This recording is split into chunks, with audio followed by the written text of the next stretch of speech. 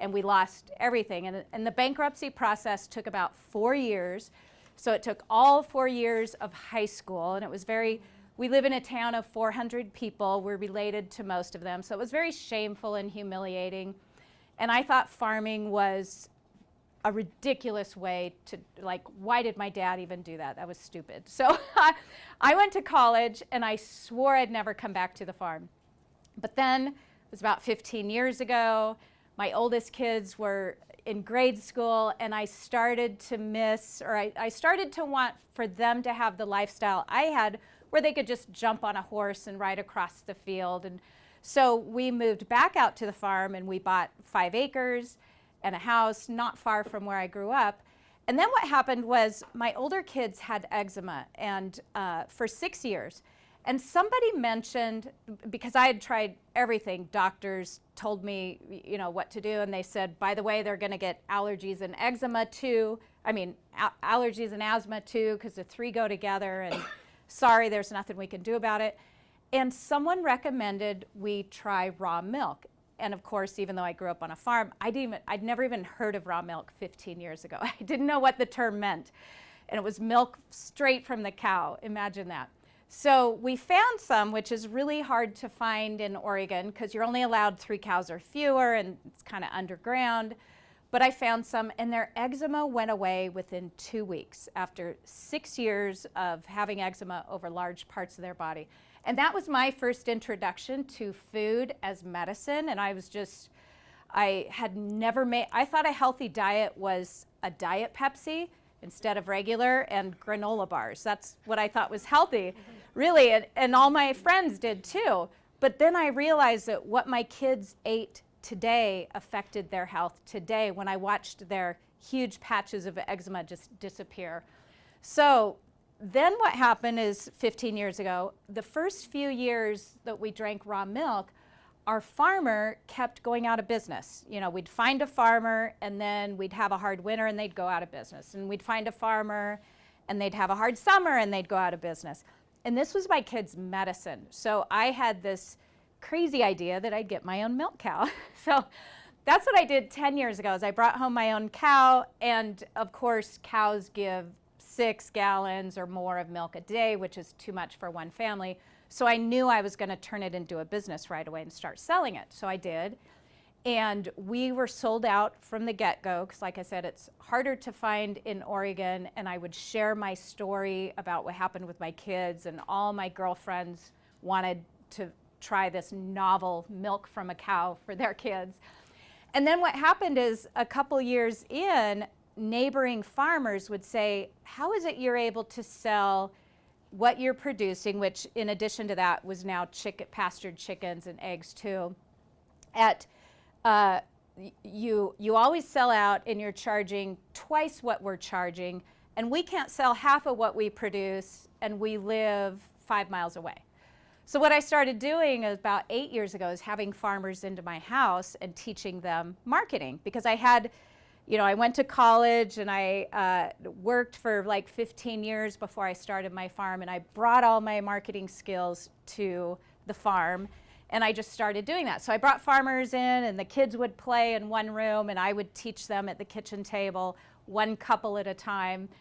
And then thanks to the internet, in 2014, I just wrote it all down and started turning it into an online course. So now I get to teach farmers all over the world. I travel like this about 10 times a year through the United States and Canada. And one thing I can tell you is that the marketing I teach, and it works, is the same no matter where you live.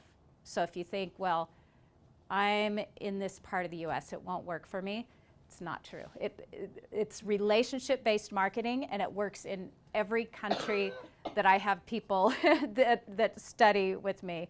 And it's I think I have students from about at least 8, maybe more countries now. So relationship-based marketing works no matter where you are. So now I love teaching it, and I get to teach it all over the world. And as you've heard in the news, farmers are going out of business quickly. We're losing our family farms quickly.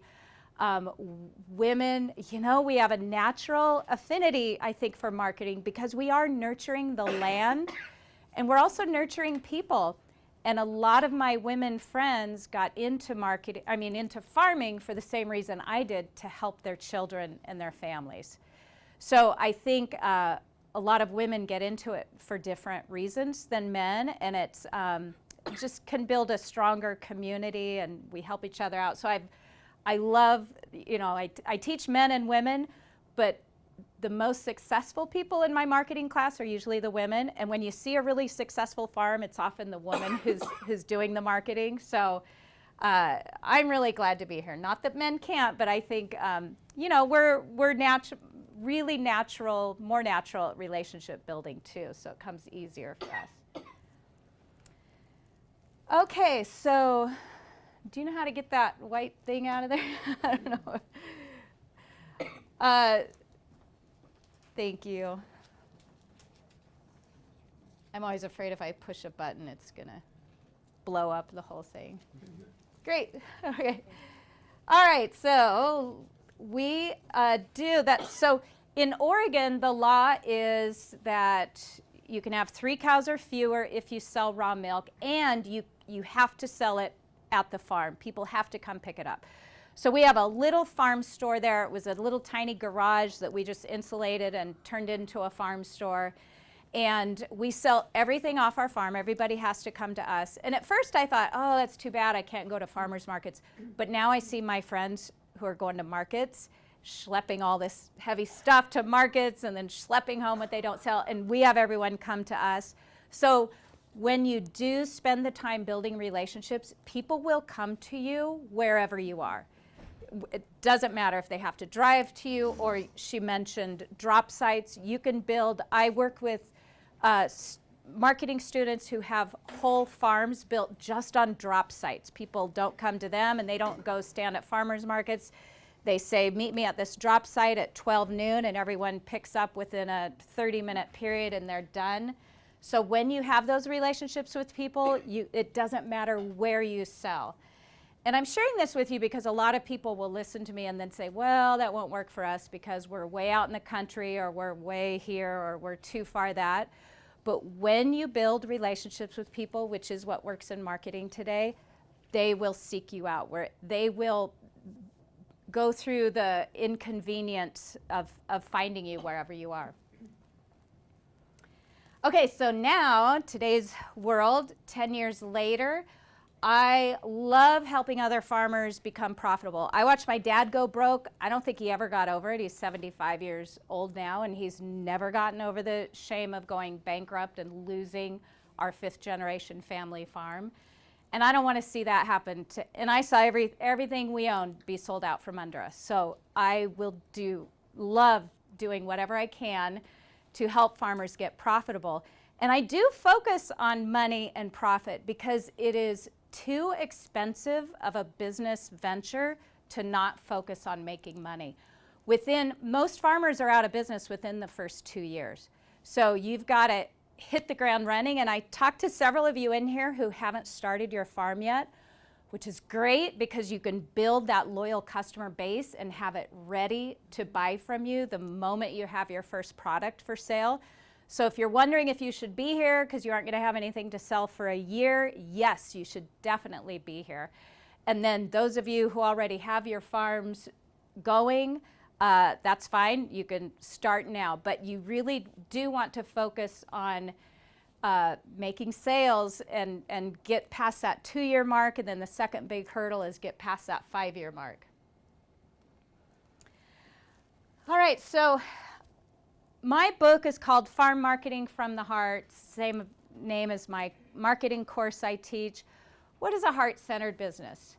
Well, in today's world, my daughter works at Intel and her husband, and they work 12-hour shifts. So they come home at noon, and they think, oh, we want some grass-fed steak for dinner and some local vegetables. So they jump on Amazon, Whole Foods, and with 2 clicks of the button, they get home at their 5 o'clock break, and their grass-fed steaks and their local fresh vegetables are sitting on their porch, and they have dinner.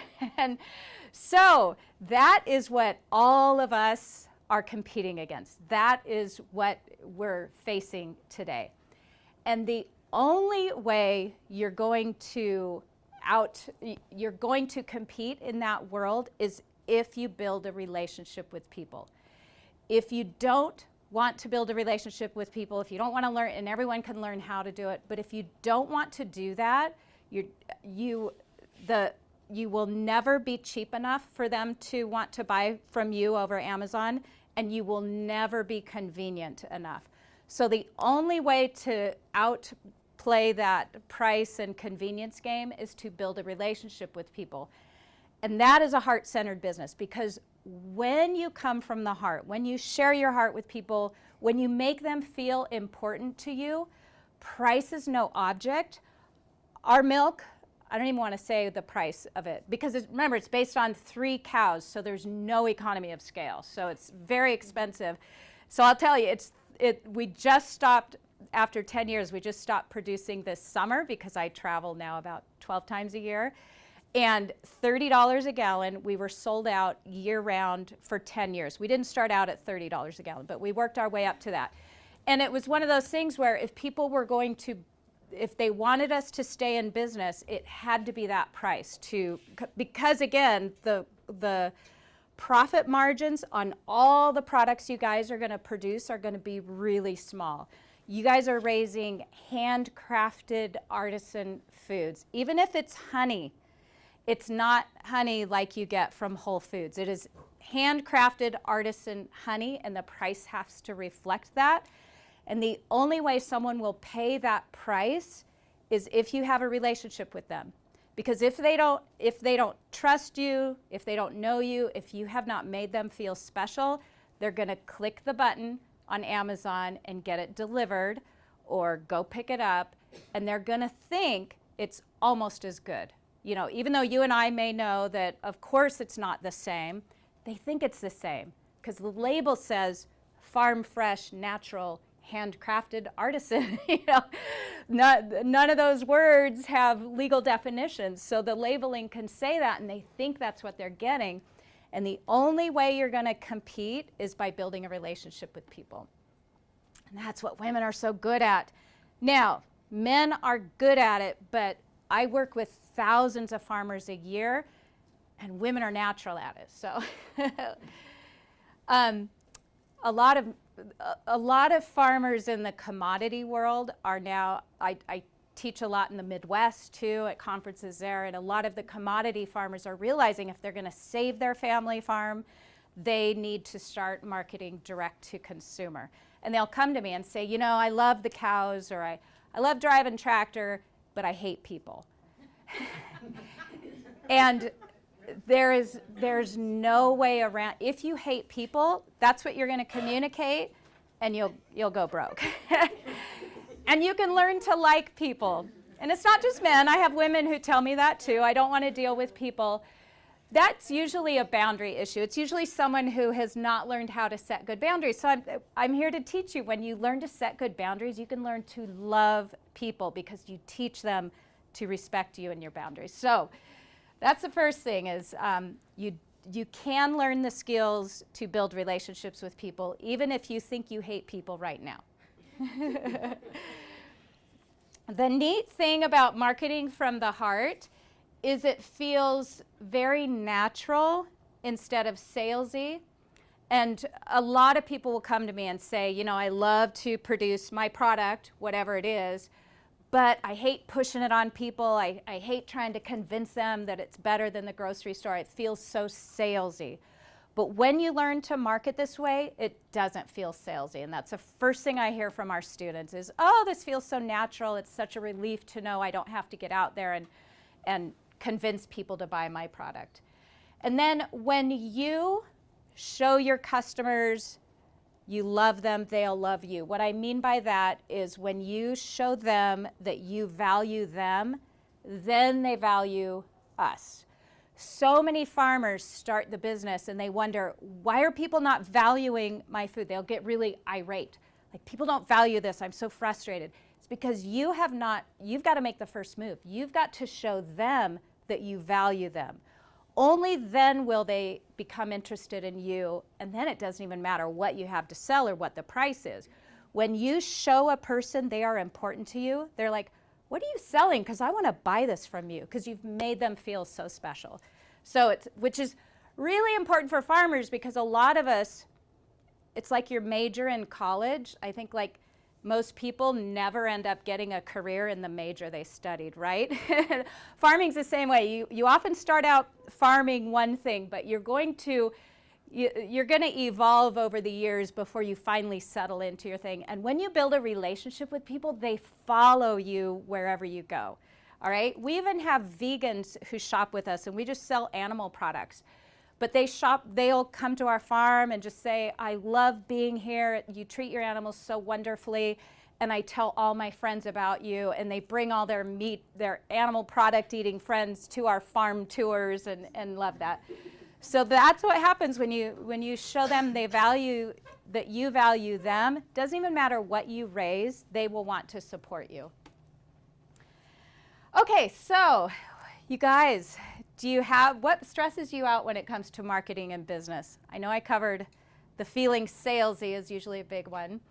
What else? Some of you who are any of you selling? Some of you are selling. No? Are you brand new? Okay. We're giving away. You're giving away, yes, okay. Do you want to sell? You want to make money? Cover your costs? Possibly at some time in the future. Okay, good. All right. Okay, so one-click shopping and instant gratification is what people are used to today.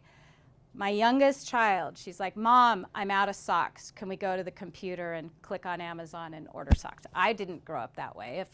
If I was out of socks, you had to wait till Christmas to get socks for Christmas. But today we live in this world of one-click shopping where even little kids are like, Mom, I'm out of shampoo. Give me your phone. So that is what we're up against. And I see it over and over again that when you build relationships with people, then you're no longer competing with that one-click shopping world. So then what I discovered on my farm is we had our farm store, and people would come to me, and I could, because I had been in real estate before that, so I knew how important it was to build a relationship with people. So I would build a relationship, and we had about 20 people a week picking up milk when we had one cow. And then we got the second cow, and it was about 50 families a week. And what I noticed was about 50 people was the point where my brain could not keep track of what were their kids' names. Is she married? What's the deal? I couldn't keep track of that any longer after about 50 families. And we settled we're about 100 families a week picking up milk. So then what I had to do was move my marketing and relationship building online, which the internet does so well with email marketing. Now, usually the point where I bring this up, people are like, what? People get so many emails. Email marketing has withstood the test of time. I've been doing it in my business for about 9 years. I've been teaching it for 8 years, and it is responsible for building every one of my students' profitable farms out there. Social media, I'm going to address that in part 3 tonight. We will get there. I love social media, but email marketing is your foundation of your marketing, email marketing and website. So today, when anyone needs anything, they need new insurance, they need to cure their kids' eczema, they need to order socks, what do? They Google it. They go online. So you've got to have an internet presence, period, even if it's a one-page website, which you can totally do for free. But you've got to have an internet presence in today's world, and you combine that with email marketing, and that is your foundation. And I have seen every social media platform and new trend come and go, and everyone who jumps on some new platform and lets their email marketing slide, their business and their sales go down very, very quickly. So I just want you to recognize that no matter, even on the horizon, there is nothing out there that I see that will come close to replacing this. And we'll get into the why as the night goes on. But this is where you have everyone's emails, and it's the only way you can contact everyone directly. So I'll keep on talking here, but I want to let you know we are going to have a Q&A at the end of each of these sections tonight. So I'm teaching 3 sessions here. So if you have questions about this, write them down. Chances are I will answer your questions in the presentation too, but be sure to write those down, because this is usually the point where everyone's like, what? How's this going to work? So blind copying sales emails is illegal. So if there are anti-spam laws now, if you send out an email out of your personal email account that says, hey, we just raised our first batch of flowers, come buy flowers, that's illegal. You can't sell through your personal email accounts. Many people don't know that, and they think, well, this is how we get started, and at some point they will catch up with you. So I've had farmers who have been emailing people out of their personal email account for years, and then they'll send me an email and say, help, I have 500 people on my email list and I can't get in my account. It's just shut down, not to mention there are fines that you face. So from the get-go, if many of you guys have not started your farm yet, just plan on using an email marketing software. I recommend, I don't use MailChimp anymore because we're bigger now, but I recommend MailChimp to start because it's free. So also, if you send them out of your personal email account, there's a limit. Like you can, some of them you can only email 50 people at once, so you're sending multiple emails.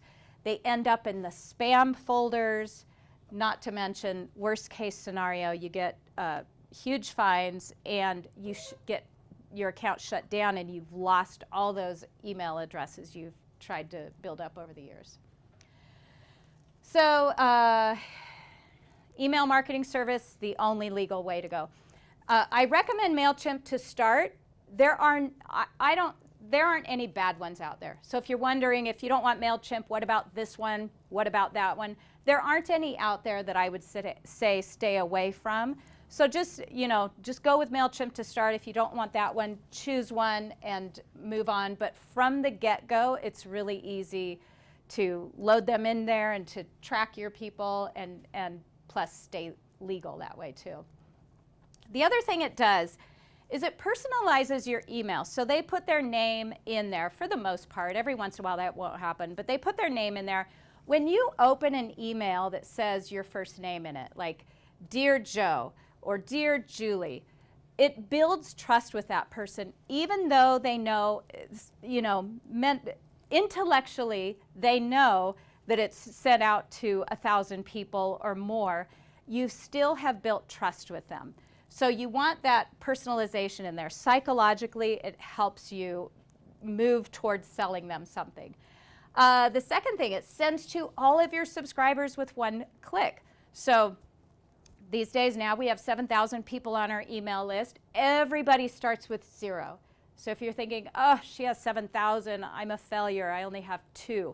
Everybody starts at 0. So you start at 0, but anyway, over time, it's just one click. You send the same email. It preloads their